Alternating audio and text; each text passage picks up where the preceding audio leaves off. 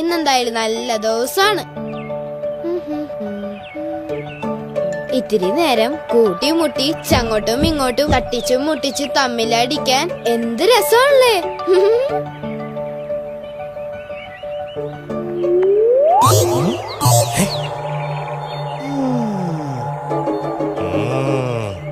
കുഞ്ഞിക്കുറു, ഈ കിട്ടുകോഴി തടിച്ചു കൊഴുത്തു വരുവാണല്ലോ.